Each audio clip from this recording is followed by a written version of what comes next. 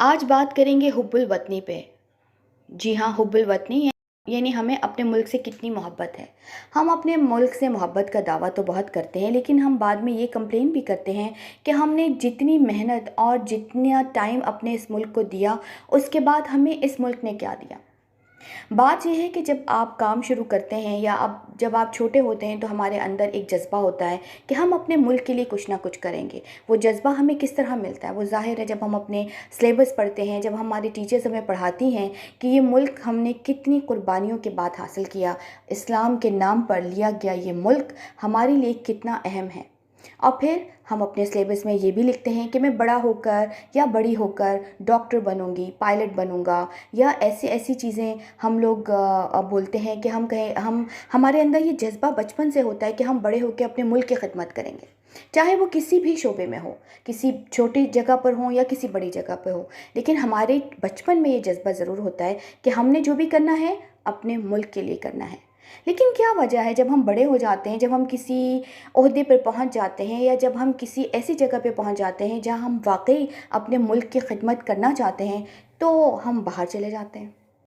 किसी से गिला शिकवा हम तब करें जब हमें ये पता हो ना, क्योंकि ज़ाहिर है जब आप जब आप जॉब पर होते हैं या आप कुछ कर रहे होते हैं तो आपको इकोनॉमिकली भी स्ट्रांग होना होता है ना। आपको अपने लिए भी तो पता होता है कि मैं जो कमा रहा हूँ वो मेरे मेरे घर वालों के लिए भी चाहिए।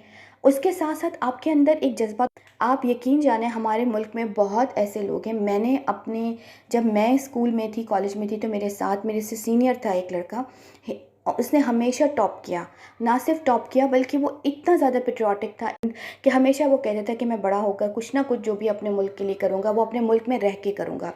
और उसकी ये एक अप्रोच थी कि मैं जो करूँगा अपने मुल्क के लिए करूँगा। खैर उसने एफएससी में भी टॉप किया। उसके बाद वो रिसालपुर चला गया और पीआईए के थ्रू उसने अपनी जो है वो 2 इयर्स उसने गुजारे वहाँ पर। और वो पास आउट हुआ बहुत अच्छे मार्क्स के साथ, बहुत अच्छे रैंक के साथ। और उसको वो ज़ाहिर है वो सारी चीज़ें भी मिली जो कि एक अच्छे स्टूडेंट को, वहाँ के कैडेट को मिलनी चाहिए। कुछ अरसे उसने पीआईए में जॉब की, लेकिन वहाँ पे उसकी फ्रस्ट्रेशन उस वक्त शुरू हो गई कि वो इतना क्वालिफाइड लड़का, इतना अच्छी पोस्ट पे होने के बावजूद वो यहाँ के रूल्स एंड रेगुलेशंस और यहाँ के सिस्टम को अडॉप्ट नहीं कर सका। यहाँ की करप्शन को वो वैसे नहीं अडॉप्ट कर सका जैसे वो लोग चाह रहे थे। वो लोग से मतलब ये ज़ाहिर है वो लोग उसको फोर्सफुली नहीं कहेंगे, आप एक सिस्टम में रह रहे हैं, चीज़ें ऊपर नीचे सारी बिगड़ी हुई होती हैं। और वो वाकई मैं ख़ुद उसको मैंने देखा था कि ही वॉज़ वेरी पेट्रियाटिक। उसको अपने वतन से वाकई और एक क्योंकि ही उसने बचपन में बहुत तकलीफ़ें झेली थी, यानी उसने एक सच जिसे कहते हैं ना, एक सच के साथ वो ज़िंदगी गुजार रहा था। एंड एट लास्ट क्या हुआ कि उसको एमिरेट्स से कॉल आई और फिर वो एमिरेट्स चला गया। And from it's been 25 years वो अब एमिरेट्स में ही है और वहाँ की तमाम चीज़ों को जो पाकिस्तान में उसको मिलनी चाहिए थी वो एमिरेट्स में, दुबई में रह के उसको वो सब चीज़ें मिल रही हैं।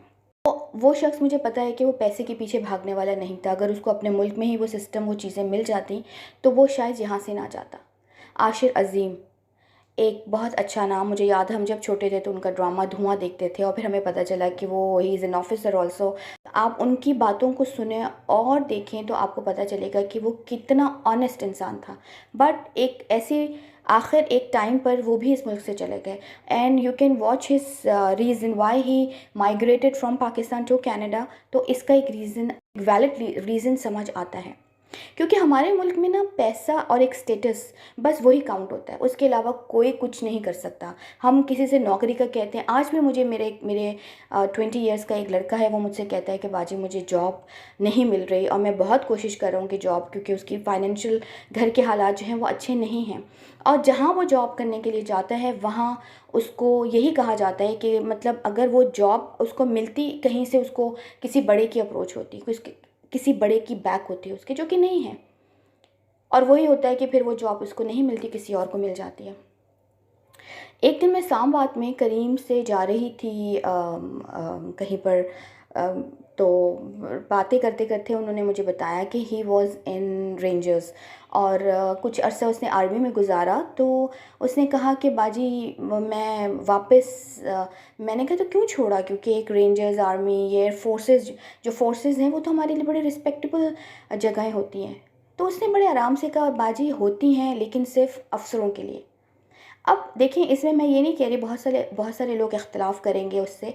मेरे लिए तो सिपाही भी बहुत अहमियत रखता है, क्योंकि वो अपने मुल्क के लिए, जैसे मैं एक बहुत पेट्रियाटिक अपने आप को कहती हूँ कि मेरे अंदर बड़ी हुब्बुल वतनी है।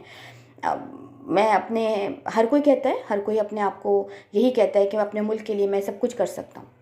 तो बहरहाल ख़ैर, मैंने उससे कहा ये कैसे, क्योंकि मेरे अपनी फैमिली में भी ऑफिसर्स हैं। तो उसने ये कहा कि हाँ, और ये वाकई मैंने भी देखा हुआ है, क्योंकि ज़ाहिर है जब ऑफिसर खड़ा होता है तो उसको सलूट तो वो जूनियर ही मारेंगे ना, और जो आपसे छोटे होते हैं या जो सिपाही होते हैं या जो भी नॉन कमीशन्ड ऑफिसर्स होते हैं, उनकी कहते हैं कि बहुत दुर्गत बनती है। यानी वो उनको वो रिस्पेक्ट लेवल नहीं दिया जाता जो कि हम ऑफिसर्स को दे रहे होते हैं। और मतलब उसने ये भी कहा कि मैं जब हॉस्पिटल जाता हूँ तो वहाँ पे भी जो है, वो कहने को तो सीएमएच हॉस्पिटल है कि भाई मैं क्योंकि फ़ौजी हूँ और मैं वहाँ जा सकता हूँ, लेकिन मेरे लिए कोई दवाइयाँ नहीं होती, मेरे लिए कुछ चीज़ें नहीं होती, वो सारी की सारी अफसरों के लिए होती हैं। तो लेकिन मैं एक तरफ ये भी कहूँगी कि हमारे यही अफसर हैं कि जो आगे जाके सीना तान के अपने मुल्क के लिए जान देते हैं, गोलियाँ खाते हैं, लड़ते हैं। तो ये चीज़ें, कुछ चीज़ें होती हैं जिनको हम हमारे सिस्टम में जो है ना ठीक होना चाहिए। हम इक्वालिटी पे बिलीव करते नहीं हैं, हम कहते हैं सिर्फ, हम सुनते हैं, हम पढ़ते हैं कि हमारा दीन हमें कहता है कि हम सब बराबर हैं। हम बराबर नहीं हैं, हमारा सिस्टम, हमारा माशरा हमें बराबर कभी भी नहीं रख रहा है। इस चीज़ को सोचते हुए फिर यही होता है कि जहाँ सिस्टम अच्छा होता है, जहाँ बराबरी का सिस्टम होता है, वो एक जगह मैंने एक छोटी सी वीडियो देख रही थी किसी की, जब मैं बाहर देखता हूँ इंग्लैंड में, तो मुझे हर घर एक जैसा नज़र आता है। यानी गरीबी का और अमीरी का पता ही नहीं चलता। और कितनी लॉजिकल बात की है उसने, और मुझे इस बात को एकदम दैट, वो जो चीज़ है वो हिट की है मुझे, कि हमारे यहाँ कितना डिफरेंस है। यानी हम कहते हैं ये डिफेंस जा रहे हैं या बहरिया जा रहे हैं या हम पीसीएस जा रहे हैं, या हम जो भी अपने अपने शहरों के जो हमारे पॉश एरियाज़ हैं वो अलग हैं, वो पता चलते हैं अलग। और जो गरीब एरियाज़ हैं वो हमें अलग पता चलते हैं, उनके घर, उनकी गंदगी, उनके नाले बहना, और उनकी लोगों के कपड़े और लोगों के तौर तरीके, वो और लोगों की उठना बैठना और आना जाना, वो पता चल रहा होता है कि भाई ये कहीं किसी ऐसे एरिया से आए जो कि लो एरिया है, और ये किसी ऐसे एरिया से आए जो कि बड़ा पॉश एरिया है।